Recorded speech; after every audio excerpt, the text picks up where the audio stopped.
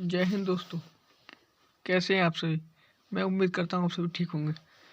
दोस्तों, UPSC prelim practice series इतिहास की क्लास, ये 30वीं क्लास है। आप सभी का स्वागत है। चलिए कुछ नंबर चलते हैं आज के पे। ताम्रपाषाण संस्कृति के संदर्भ में निम्नलिखित कथनों पर विचार कीजिए। कथन नंबर 1 है, इस काल में सामाजिक असमानता पाई जाती थी। इस काल में सामाजिक असमानता पाई जाती थी। एकदम सही ऑप्शन है, क्योंकि ताम्रपाषाण संस्कृति में समाज में असमानता पाई जाती थी। इस काल में सरदार का घर पूर्वी टीले पर बना होता था। ये कथन गलत हो जाएगा। सरदार का घर पूर्वी टीले पर नहीं, पश्चिम की ओर बना होता था। पश्चिम की टीले पर बना होता था। तो इसमें से पूछा है, उपयुक्त कथनों में से कौन से कथन सही हैं। तो उसमें केवल एक कथन सही है, तो ऑप्शन ए हो जाएगा राइट। केवल एक सही है। ये इसकी व्याख्या दे रखी है, आराम से पढ़ लीजिए। क्वेश्चन नंबर अगले पे चलते हैं।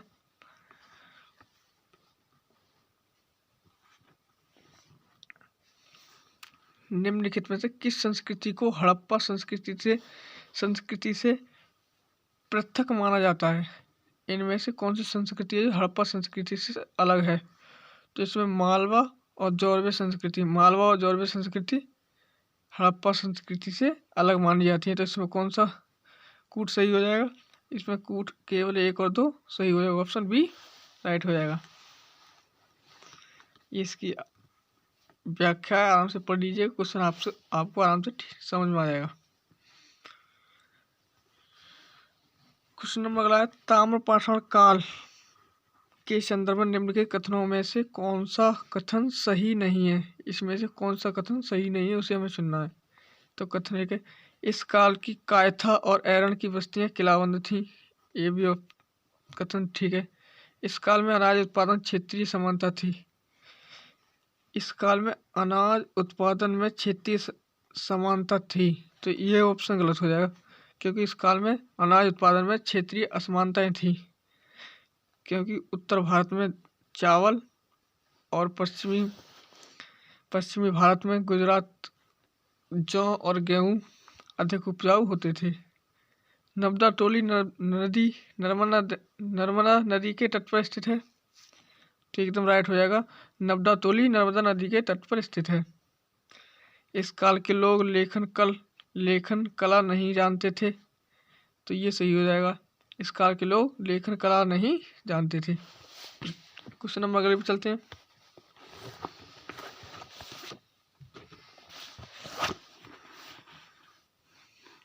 ये इस क्वेश्चन की व्याख्या दे रखी है।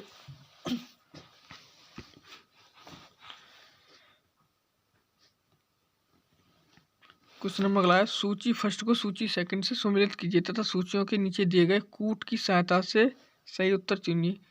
ये स्थान दे रखे हैं, ये संस्कृति दे रखे, इनका हमें आराम से मिलान करना है।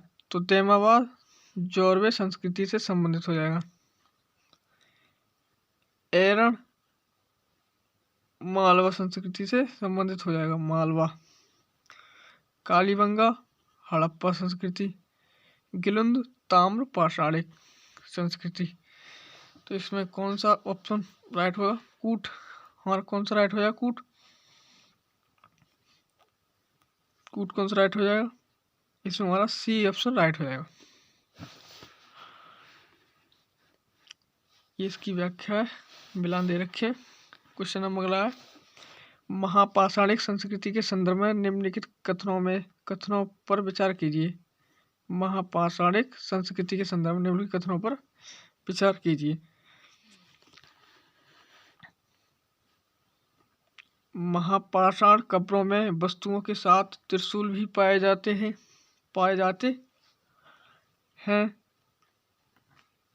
महापाषाणिक कब्रों में वस्तुओं के साथ त्रिशूल भी पाए जाते थे। तो ये सही है। महापाषाणिक कब्रों में वस्तुओं के साथ साथ त्रिशूल भी रखा जाता था, जिनका संबंध बाद में शिव से हो गया।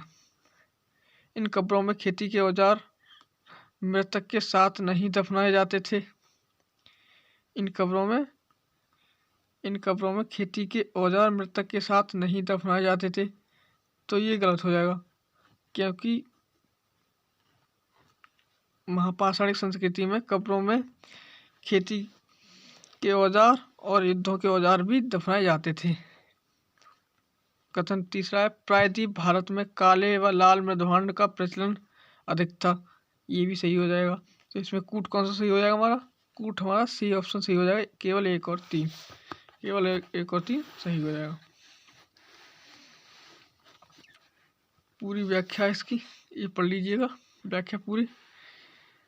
क्वेश्चन नंबर अगला है, महापाषाणिक लोगों के संदर्भ में निम्नलिखित कथनों पर विचार कीजिए। महापाषाणिक लोगों के संदर्भ में दक्षिणी तमिल प्रदेश में कलश समाधान प्रचलित था। दक्षिणी तमिल प्रदेश में कलश समाधान प्रचलित था। अशोक की उपाधि देवों का प्यारा को तमिल राजा ने अपनाया था। ये भी सही है। अशोक की उपाधि देवानाम प्रियदर्शी, ये भी देवों का प्यारा तमिल राजा ने अपनाया था। उपयुक्त में से कौन से कथन सही हैं? तो एक और दो दोनों सही हैं, तो ऑप्शन सी सही हो जाएगा। ये इसकी व्याख्या है, आराम से पढ़ लीजिए। क्वेश्चन नंबर अगला है, पाषाण काल से लेकर वैदिक काल तक हुए सामाजिक परिवर्तनों के संदर्भ में निम्नलिखित में से कौन सा कथन असत्य है? सामाजिक परिवर्तनों में कौन सा कथन असत्य है? तो पुरापाषाणिक युग में समाज खाद्य संग्राहक था। पुरापाषाण काल युग में समाज खाद्य संग्राहक था, ये तो ये सही हो जाएगा। ताम्रपाषाण काल में लोग जमीन के ऊंचाई वाले भाग पर रहते थे और समाज खाद्य उत्पादक हो गया था, ये भी सही है। हड़प्पा काल का समाज नगरीय तथा अब अश्वारोही था। हड़प्पा काल का समाज नगरीय तो था लेकिन अश्वारोही नहीं था, तो ये ऑप्शन गलत हो जाएगा। उत्तर वैदिक काल में वर्ण विभाजन स्पष्ट हो गया, तो ये भी सही हो जाएगा। इसकी व्याख्या पूरी आराम से पढ़ लीजिएगा। व्याख्या आराम से पढ़ लीजिए। क्वेश्चन नंबर अगले पे चलते हैं।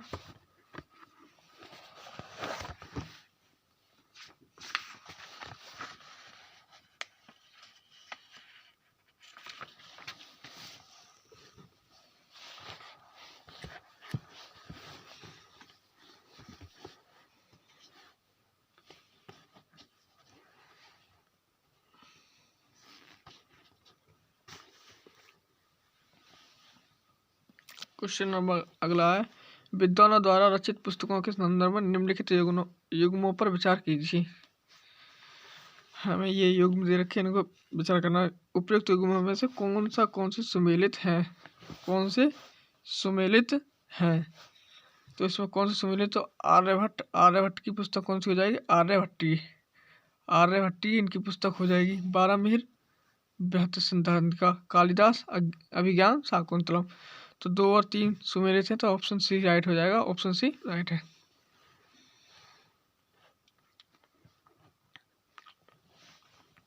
निम्नलिखित युग्मों पर विचार कीजिए। लेखक हैं और उनकी रचना दे रखी है, इनको मिलान करना है। उपयुक्त युग्मों से कौन सा सुमेलित है? तो हरिसेन कौन सी पुस्तक है? बृहदकथा। भास्कर लीलावती पुस्तक है। पाणिनि की पुस्तक कौन सी है? अष्टाध्यायी। और न्याय किसकी है? गौतमी की न्याय है, तो ये वाला गलत हो जाएगा। तो उपयुक्त युग्म में से कौन से सुमेलित हैं? तो 1 और 2 सुमेलित हैं, तो ऑप्शन ए में दे रखे हैं 1 और 2, ये सही हो जाएंगे। ये इसकी व्याख्या है, इसे पढ़ लीजिएगा। क्वेश्चन नंबर अगले पे चलते हैं।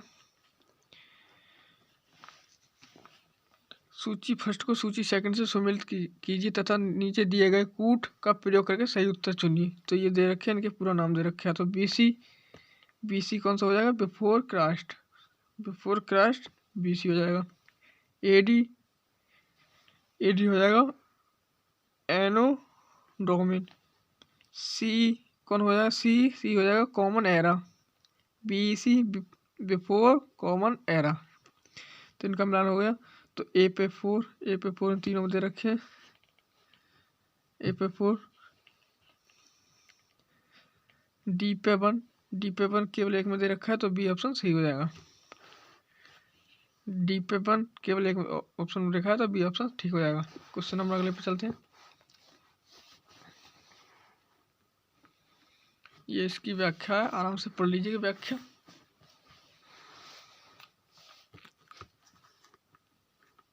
क्वेश्चन नंबर अगला है, निम्नलिखित कथनों पर विचार कीजिए। जेम्स प्रिंसेप्स ने सर्वप्रथम ब्राह्मी और खरष्टू लिपि को पढ़ा था। तो ये एकदम सही बात है। जेम्स प्रिंसेप ने सर्वप्रथम ब्राह्मी और खरोष्टी लिपि को पढ़ा था। ब्राह्मी तथा खरोष्टी का प्रयोग प्राचीन सिक्कों तथा अभिलेखों में किया गया था। तो ये कथन ठीक है। प्राचीनतम अभिलेख प्राकृतिक भाषा में लिखे जाते थे। ये भी सही है। तमिल तथा पाली भाषाओं में अभिलेखों की रचना नहीं की गई। अभिलेखों की रचना नहीं की गई। चौथा कथन गलत हो जाएगा, क्योंकि प्राचीन तमिल तथा पाली भाषा में अभिलेखों की रचना की गई थी। तो इसमें कौन 1, 2 और 3 कथनों में से कौन सा सही है? तो 1, 2, 3 कथन सही हो जाएंगे। तो ऑप्शन सी में दे रखे हैं, तो ऑप्शन सी राइट हो जाएगा।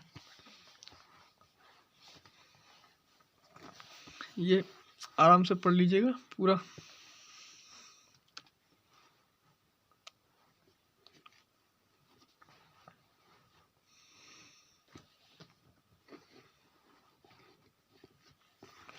सूची फर्स्ट को सूची सेकंड से सुमेलित कीजिए। प्रिंसेप द्वारा अशोकीय अभिलेखों को पढ़ा जाना। तो प्रिंसेप ने अशोकीय अभिलेखों को कब पढ़ा था? 1837 में। बंगाल एशियाटिक सोसाइटी की स्थापना कब हुई थी? 1884 में। अरबों की सिंध पर विजय कब हुई थी? 712 में। गुप्त शासन का आरंभ 320 में हुआ था। तो इनका ये मिलान हो गया। अब ये कूट देख लेते हैं। ए पर 4 इन दो में दे रखे हैं। बंगाल एशियाटिक सोसाइटी की स्थापना 1784। तो बी पर 3 इन दोनों में दे रखे हैं। गुप्त शासन का आरंभ सी पर 2 इसमें दे रखा है। इसमें एक है, तो ऑप्शन बी राइट हो जाएगा। ऑप्शन बी हमारा राइट हो जाएगा। क्वेश्चन नंबर अगले पे चलते हैं। ये मिलान दे रखे हैं, पढ़ लीजिएगा एक बार और। क्वेश्चन नंबर अगला है, रेशम बुनकरों की श्रेणी का उल्लेख निम्नलिखित में से किस अभिलेख में मिलता है? तो रेशम बुनकरों की श्रेणी का उल्लेख मंदसौर अभिलेख में मिलता है। मंदसौर अभिलेख में मिलता है। तो ये व्याख्या इसे पढ़ लीजिएगा। क्वेश्चन नंबर अगला है, निम्नलिखित में कौन सा ग्रंथ ब्राह्मण वर्ग की स्थिति का वर्णन करता है? ब्राह्मण वर्ग की स्थिति का वर्णन कौन सा ग्रंथ करता है? तो ये करता है मृच्छकटिकम करता है, जो शूद्र की पुस्तक है। शूद्र की पुस्तक है। क्वेश्चन नंबर अगला है, निम्नलिखित कथनों में से कौन सा कथन सही नहीं है? कौन सा कथन सही नहीं है? तो इसमें मनुस्मृति में चांडालों के कर्तव्यों की सूची मिलती है। तो ये ऑप्शन सही हो जाएगा। ह्वेन त्सांग के अनुसार बधिक और सफाई करने वालों को नगर से बाहर रहना पड़ता था। तो ये भी कथन सही है। मनुस्मृति के अनुसार पैतृक जायदाद पर माता पिता की मृत्यु के बाद सभी पुत्रों को समान रूप से बांट दिया जाना चाहिए, किंतु ज्येष्ठ पुत्र विशेष भाग का अधिकारी होता था। तो ये भी सही है। बौद्धों ने जन्म के आधार पर सामाजिक प्रतिष्ठा को स्वीकार किया था। तो बौद्धों ने जन्म के आधार पर सामाजिक प्रतिष्ठा को अस्वीकार किया था। तो ये ऑप्शन गलत हो जाएगा। तो इसलिए option D option right answer हो जाएगा हमारा। ये पूरी व्याख्या है, इसे पढ़ लीजिएगा। थोड़ी व्याख्या उधर है, ये भी पढ़ लीजिएगा। थोड़ी व्याख्या ये है, इसे भी पढ़ लीजिएगा। क्वेश्चन नंबर अगला है, निम्नलिखित कथनों पर विचार कीजिए। मनुस्मृति का संकलन 200 ईसा पूर्व से 200 ईस्वी तक के मध्य हुआ। तो ये एकदम सही हो जाएगा। मनुस्मृति का संकलन 200 ईस्वी से 200 ईसा पूर्व से 200 ईस्वी तक के मध्य हुआ। पुरातत्ववेत्ता बीवी लाल ने हस्तिनापुर का उत्खनन कराया था। तो ये भी राइट हो जाएगा। महाभारत की कथा का केंद्र कुरु और पांचाल नामक राज्य थे। तो ये भी सही हो जाएगा कि महाभारत का केंद्र जो था कुरु और पांचाली थे। तो कौन सा ऑप्शन राइट हो जाएगा? 1 और 2 तीनों सही है। तो ऑप्शन डी राइट हो जाएगा। इसकी व्याख्या पढ़ लीजिएगा व्याख्या। क्वेश्चन नंबर अगला है, निम्नलिखित में से कौन सा वैदेशिक आख्यान भारतीय इटली व्यापार का वर्णन करता है? तो ये 4 ऑप्शन दे रखे। तो इंडिका किसकी पुस्तक है? इंडिका मैगस्थनीज की पुस्तक थी। नेचुरल हिस्टोरिका प्लिनी की पुस्तक है। पेरिप्लस ऑफ द इरिथ्रियन ये किसी अज्ञात लेखक की जियोग्राफी की टोलमी की पुस्तक है। तो इसमें हमारा कौन सा ऑप्शन राइट हो जाएगा? तो नेचुरल हिस्ट्री, नेचुरल हिस्टोरिका। ये इसकी व्याख्या पढ़ लीजिएगा। क्वेश्चन नंबर अगला है, जराफिक्स था, जराफिक्स कौन था? तो ये जराफिक्स ईरान के एकेमीनियन शासक डेरियस का उत्तराधिकारी था। तो डेरियस का उत्तराधिकारी था, तो ये ऑप्शन राइट हो जाएगा, डेरियस का उत्तराधिकारी। एकेमीनियन शासक, ईरान के एकेमीनियन शासक डेरियस का उत्तराधिकारी था। क्वेश्चन नंबर अगले पे चलते हैं।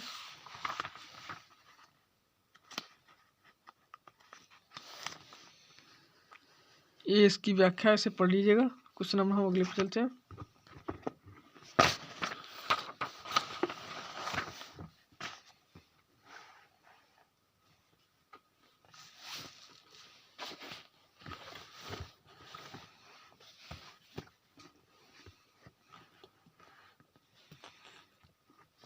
क्वेश्चन नंबर अगला है, पाषाणकालीन जीवन के संदर्भ में निम्नलिखित में से कौन सा कथन सही है? कौन सा कथन सही है पाषाणकालीन जीवन के संदर्भ में?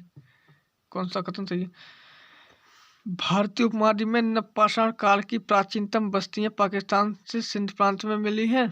तो ये ऑप्शन गलत हो जाएगा, क्योंकि भारतीय उपमहाद्वीप में नवपाषाण काल की प्राचीनतम बस्ती दक्षिण भारत में मिली है। दक्षिण भारत में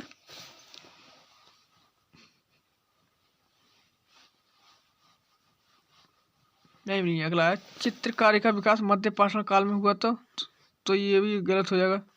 चित्रकारी का विकास मध्य पाषाण काल में नहीं, पूरा पाषाण काल में हुआ था। पूरा पाषाण काल में हुआ था। चित्रकारी का विकास पूरा पाषाण काल में हुआ था। उत्तर पश्चिम में कश्मीरी नवपाषाण संस्कृति में पत्थर तथा हड्डी के तरह तरह के सूक्ष्म पाषाण का अभाव दिखता है। तो ये ऑप्शन राइट हो जाएगा। बुर्ज होम के लोग रुखड़े तथा धूसर मृत भांडों का प्रयोग नहीं करते थे। तो ये भी गलत हो जाएगा। तो ऑप्शन हमारा सी राइट है इसमें। ये इसकी व्याख्या है, पूरी व्याख्या पढ़ लीजिएगा आराम से। अगर क्वेश्चन नंबर अगला है,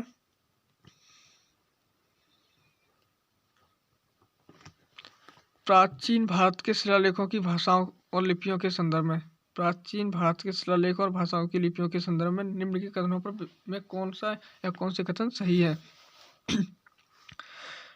प्राकृतिक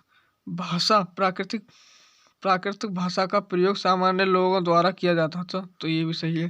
प्राकृतिक भाषा में लिखे गए अधिकांश शिलालेख ब्राह्मी लिपि में थे। तो ये भी सही है। अफगानिस्तान के शिलालेखों में अरमाइक एवं यूनानी लिपियों का प्रयोग किया गया है। तो ये भी सही है। तो हमारे तीनों कथन राइट है। तो तीनों कथन किस में राइट दे रखे हैं? ऑप्शन डी में दे रखे हैं। सही बुझा है तो ऑप्शन डी राइट हो जाएगा। क्वेश्चन, ये इसकी व्याख्या दे रखी है, इसे पढ़ लीजिएगा आराम से। व्याख्या पूरी है, पढ़ लीजिएगा। क्वेश्चन हम अगले पे चलते हैं। दीर्घ निकाय और महावस्तु नामक साहित्यिक रचना निम्नलिखित में किसके बारे में बताती है? महावस्तु और दीर्घ निकाय। तो दीर्घ निकाय किसके बारे में बताती है? विभिन्न प्रकार के व्यवसाय के बारे में विभिन्न प्रकार के व्यवसाय के बारे में बताते हैं। दीर्घ निकाय बड़े उपदेशों का संग्रह है। दीर्घ निकाय किसका है? बड़े उपदेशों का संग्रह। और महावस्तु बड़ी घटना या बड़ी कहानी के बारे में बताती। तो ऑप्शन इसमें राइट हो जाएगा, विभिन्न प्रकार के व्यवसाय के बारे में बताते हैं। ये इसकी पूरी व्याख्या दे रखी है, व्याख्या आराम से पढ़ लीजिए व्याख्या। क्वेश्चन नंबर अगला है, पाषाणकालीन संस्कृति से संबंधित निम्नलिखित तथ्यों पर विचार कीजिए। पाषाणकालीन संस्कृति से संबंधित निम्नलिखित तथ्यों पर विचार कीजिए। मृदभांड निर्माण, पाषाणकालीन संस्कृति में मृदभांड निर्माण शुरू हुआ था। ये भी सही है। पत्थरों के औजारों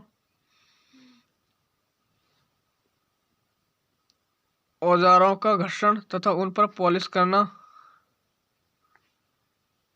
पत्थरों के औजारों तथा उन पर घर्षण कर उन पर पॉलिश करना, तो ये शुरू हो गया था पाषाणकालीन संस्कृति में। अग्नि का उपयोग एवं इसके माध्यम से भोजन पकाने की तकनीक का आरंभ हो गया था। तो ऑप्शन तीनों सही है, इसमें तीनों राइट है। तो ये कथन तीनों किस में राइट दे रखे हैं? ऑप्शन डी में राइट दे रखे हैं।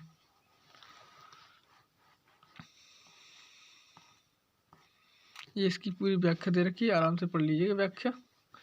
क्वेश्चन नंबर अगले पे चलते हैं हम। पूरी व्याख्या ऐसे पढ़ लीजिएगा आराम से। क्वेश्चन नंबर अगला देखते हैं।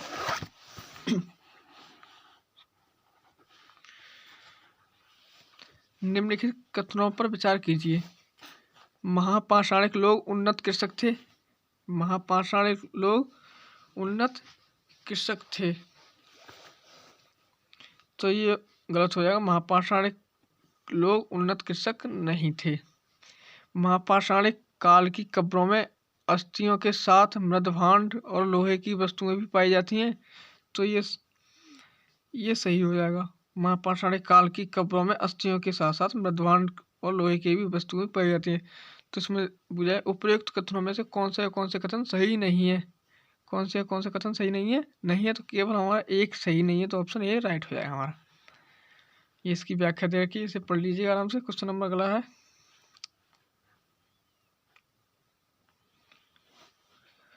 इस काल में तांबे और ताम्र पाषाणिक काल के संदर्भ में निम्नलिखित कथनों पर विचार कीजिए। कथन नंबर 1 है, इस काल में तांबे और किसी अवसर पर निम्न कोटि के कांस्य का उपयोग देखने को मिला है, तो ये भी सही हो जाएगा, क्योंकि इस काल में तांबे और निम्न कोटि में कांस्य का उपयोग देखने को मिला है। कृषि की जाती थी।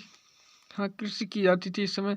भारत में इस काल की सबसे पुरानी बस्तियां मालवा और मध्य भारत में पाई गई हैं, तो ये भी सही हो जाएगा, ये भी सही हो। तो ऑप्शन इसमें तीनों राइट है। तो इसमें पूछा है उपयुक्त कथनों पर में से कौन सा कथन सही है, तो तीनों सही है, तो ऑप्शन डी राइट हो जाएगा, क्योंकि तीनों सही है इसके। ये इसकी पूरी व्याख्या दे रखी है, इसको आराम से पढ़ लीजिएगा व्याख्या। ये व्याख्या है, इसे पढ़ लीजिएगा। क्वेश्चन नंबर अगला है। पुरापाषाण काल के संदर्भ में निम्नलिखित कथनों पर विचार कीजिए। पुरापाषाण काल के संदर्भ में तो इसका विकास हिमयुग के दौरान हुआ था। तो पुरापाषाण काल का विकास हिमयुग के दौरान हुआ था। 3.5 मिलियन वर्ष से 10,000 ईसा पूर्व तक इसे माना जाता है। भारत में अधिकांश पुरातात्विक स्थल सिंधु गंगा के मैदानों में पाए गए हैं, तो ये गलत है। भारत में अधिकांश पुरातात्विक स्थल दक्षिण भारत में मदुरई, तंजौर, कुडर, नयनमती, तालिया, बेल्लारी जिलों में पुरापाषाण औजार पाए गए हैं, तो ये गलत हो जाएगा। तो उसमें देखिए कौन सा ऑप्शन सही है, उपयुक्त में कौन सा सही है, तो केवल एक सही है, तो ऑप्शन ए राइट हो जाएगा। ये इसकी व्याख्या दे रखी है, पूरी व्याख्या भी आराम से पढ़ लीजिएगा। क्वेश्चन नंबर अगला है। पुरालेख निम्नलिखित में किसका अध्ययन है। पुरालेख किसका अध्ययन है, तो शिलालेखों का अध्ययन है। पुरालेख शिलालेखों का अध्ययन है। ये इसकी व्याख्या इसे पढ़ लीजिएगा। इरीथीरियन एक यूनानी नाम था। क्वेश्चन नंबर है, इरीथीरियन एक यूनानी नाम था जिसका प्रयोग किया जाता था। तो इसका प्रयोग किसके लिए किया जाता है। इरीथीरियन का प्रयोग लाल सागर के लिए किया जाता था। इरीथीरियन का प्रयोग लाल सागर के लिए किया था, तो ऑप्शन बी राइट हो जाएगा। क्वेश्चन नंबर अगला है। ये इसकी व्याख्या दे रखी है, पढ़ लीजिए। क्वेश्चन नंबर अगला है हमारा। ताम्र पाषाणिक संस्कृति के संदर्भ में निम्नलिखित कथनों में से कौन से कथन सही है। ताम्र पाषाणिक संस्कृति के संदर्भ में निम्नलिखित में कौन से कथन सही है। ताम्र पाषाणिक संस्कृतियों की अर्थव्यवस्था खाद्य उत्पादक थी। ताम्र पाषाणिक संस्कृतियों के लोग नगरवासी थे तथा वे लेखन कला से परिचित थे। ताम्र पाषाणिक लोग नगरवासी नहीं थे। ताम्र पाषाण संस्कृति के लोग नगरवासी नहीं थे। इस समय तांबे की पर्याप्त उपलब्धता थी। जो लोग तांबे में टिन को मिश्रित करके कांसे बनाने की तकनीक से विज्ञ थे, जिससे कृषि का विस्तार संभव हुआ। तो ऑप्शन ए सही है, ऑप्शन एक सही है, ऑप्शन 3 सही है। ऑप्शन 3 सही है इसका। कथन 1 और कथन 3 सही है, तो इसमें कौन सा कूट राइट हो जाएगा, तो कूट ए राइट हो जाएगा। क्वेश्चन नंबर अगले पे चलते हैं।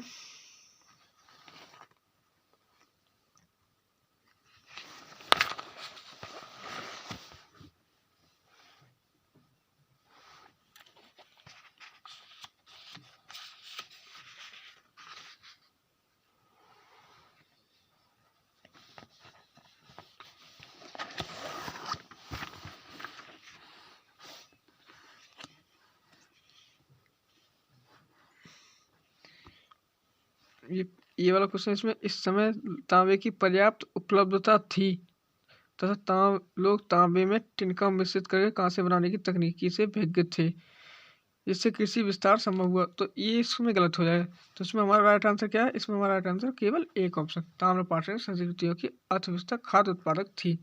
ये ऑप्शन बी राइट हो जाएगा हमारा।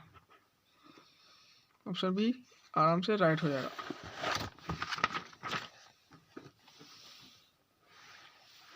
ये इस क्वेश्चन की व्याख्या दे रखी है, आराम से पढ़ लीजिएगा व्याख्या। क्या क्या व्याख्या है इसमें देख लीजिएगा, कोई मिस्टेक नहीं होगी। क्वेश्चन नंबर अगला है, विदेशी होते हुए भारत में आकर बसा तथा उसने ही सबसे पहले विशुद्ध संस्कृत भाषा में लंबा अभिलेख जारी किया। तो ये किसने किया? तो रुद्रदामन ने सबसे लंबा संस्कृत भाषा में अभिलेख जारी किया था।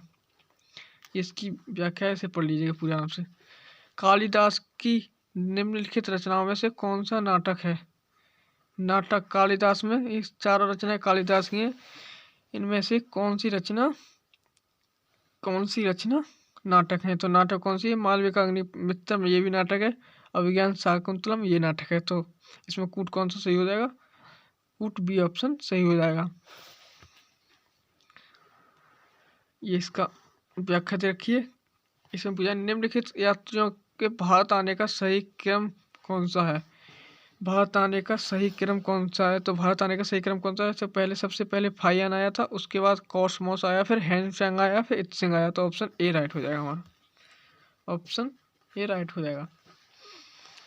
ये इसकी व्याख्या आराम से पढ़ लीजिएगा।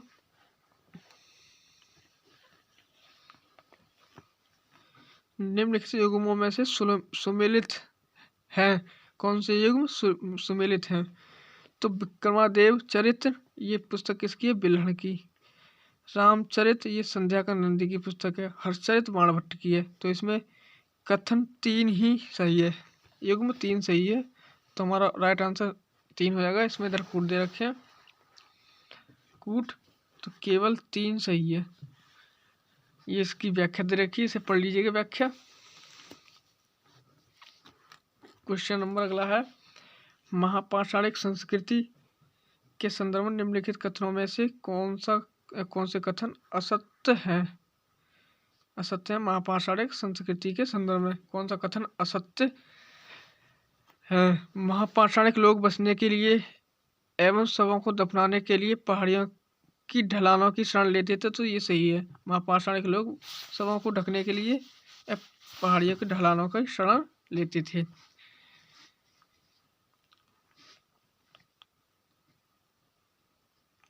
कथन दूसरा, ये लोग धान एवं ज्वार उपजाते थे।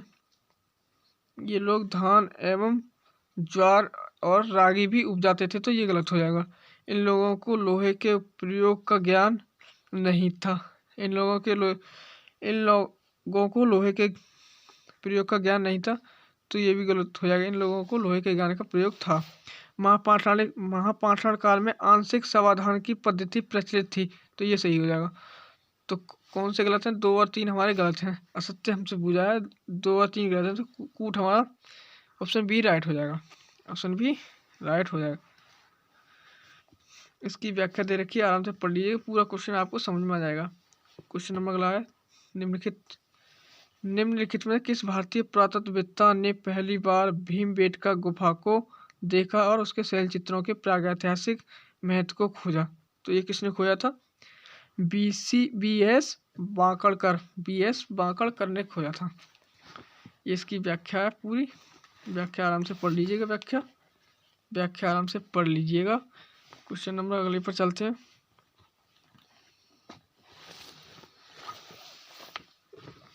क्वेश्चन नंबर अगला है,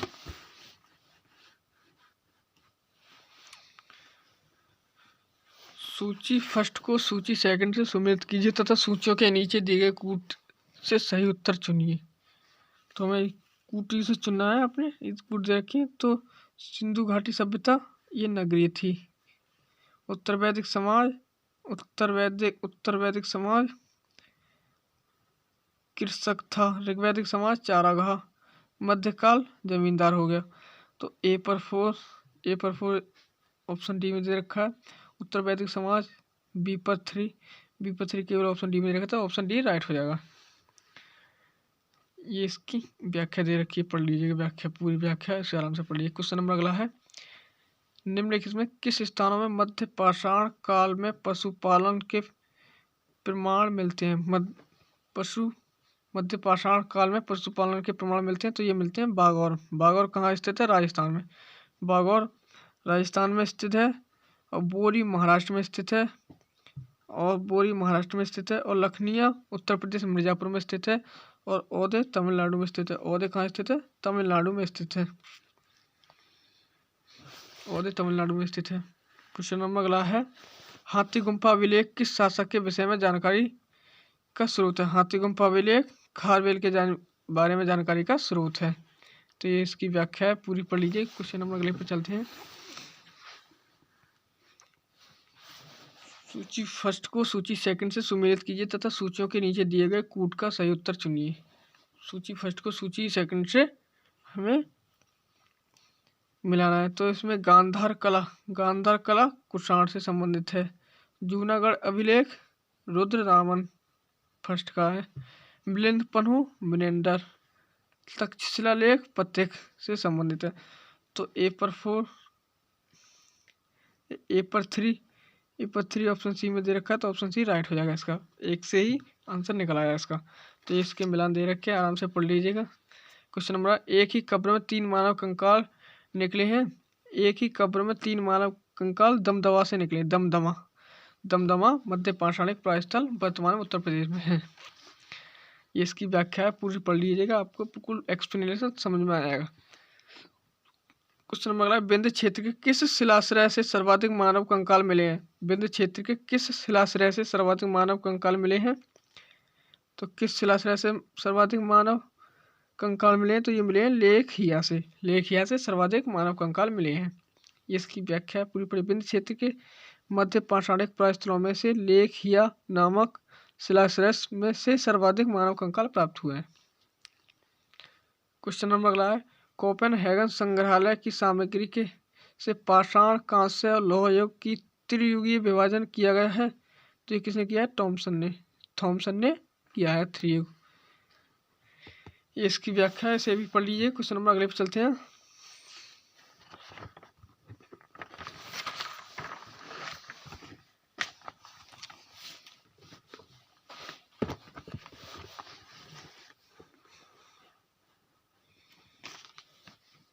क्वेश्चन नंबर अगला है, निम्नलिखित में से कौन सा जोड़ा सुमेलित नहीं है? कौन सा जोड़ा इसमें सुमेलित नहीं है? तो लाइफ ऑफ हेमसांग हुइली की पुस्तक है, ये सही है। द नेचुरल हिस्ट्री ये प्लिनी की पुस्तक है। द नेचुरल हिस्ट्री प्लिनी की पुस्तक है। प्लिनी की, टोलमी की कौन सी पुस्तक है? जियोग्राफिका।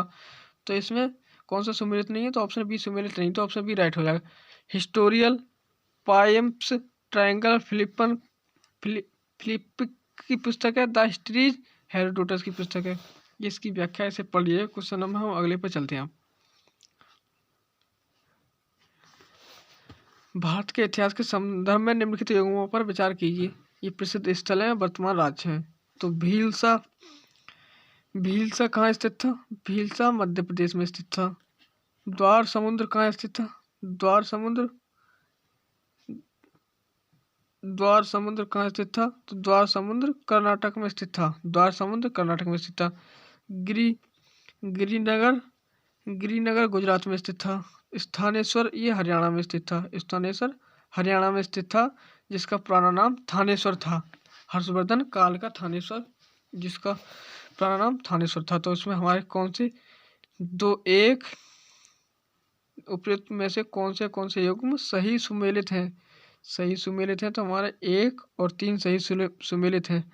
तो 1 और 3 केवल ऑप्शन ए में देखते हैं, ऑप्शन ए राइट हो जाएगा। ये इसकी व्याख्या दे रखी है, आराम से पढ़ लीजिएगा व्याख्या। क्वेश्चन नंबर अगला है, भारत की नवपाषाणिक संस्कृति में निम्नलिखित में से क्या पाया गया है? घिसकर और पॉलिश कर बनाए गए प्रशस्त उपकरण, हल और बैलगाड़ी नहीं पाई गई थी। खेती में उपजाओ गए जौ और मटर, तो ये भी सही है। खेती में उपजाए गए जौ और मटर पाए गए। न पाषाण कालीन संस्कृति में हल और बैलगाड़ी नहीं पाए गए। तो ऑप्शन इसमें केवल 1 और 4 सही है, तो ऑप्शन सी राइट हो जाएगा। ऑप्शन सी राइट हो जाएगा। ये इसकी व्याख्या है, पूरी पढ़ लीजिएगा। क्वेश्चन नंबर अगला है, चीनी लेखक भारत का उल्लेख किस नाम से करते हैं? तो चीनी लेखक भारत का उल्लेख यिनतू नाम से करते हैं। यिनतू नाम से करते हैं। यिनतू नाम से करते हैं। इंतु नाम से करते हैं। इंतु नाम से किया है इंतु, और तथा थ्यांतु नाम से भी कर देते हैं कभी कभी। तो क्वेश्चन अगला है, अगला क्वेश्चन है, बाघ और साइट के संदर्भ में निम्नलिखित कथनों में से कौन सा कथन सही नहीं है? कौन सा कथन सही नहीं है?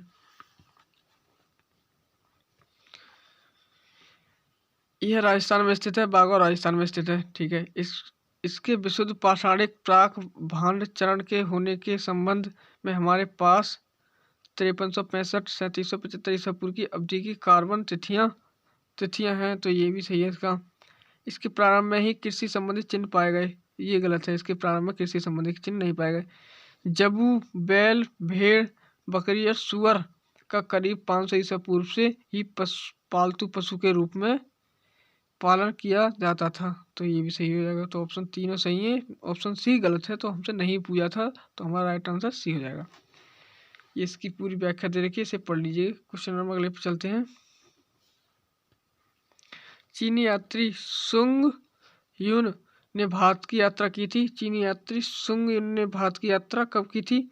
तो चीनी यात्री सुंग युन ने भारत की यात्रा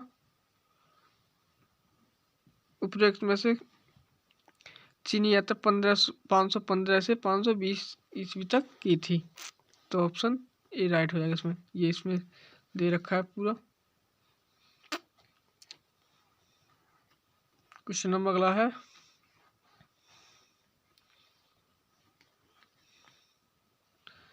निम्नलिखित युग्मों पर विचार कीजिए। ऐतिहासिक स्थान और ख्याति का कारण। ऐतिहासिक स्थान और ख्याति का कारण क्या क्या दे रखे हैं, तो ये इससे हमें देखना है। बुर्जहोम शैलकृत देव मंदिर के लिए प्रसिद्ध, बुर्जहोम गर्तावास के लिए प्रसिद्ध था। तो ये मिलान सही नहीं है। चंद्रकेतु टेराकोटा के लिए प्रसिद्ध था। तो ये सही है। गणेश्वर ताम्र कलाकृतियों के संबंध था। तो इसमें उपयुक्त युग्मों में से कौन से सही सुमेलित हैं? सही सुमेलित हैं, तो 2 और 3 सही सुमेलित हैं। तो ऑप्शन डी में दे रखे हैं 2 और 3 सही सुमेलित हैं। ये इसकी व्याख्या दे रखी है। ये इसकी व्याख्या दे रखी है, ये भी पढ़ लीजिएगा आराम से। हमारा चैप्टर प्राचीन भारतीय इतिहास के स्रोत एवं प्रागैतिहासिक काल का रिवीजन पूरा हो गया। इसकी ये 3 क्लास है, ये पूरा हो गया। अगली क्लास हम सिंधु घाटी सभ्यता के लिए करेंगे, या आपके लिए किसी और चैप्टर का रिवीजन चाहिए तो उसे हमें कमेंट करके बता दीजिए, हम उसका ही रिवीजन आपको करा देंगे।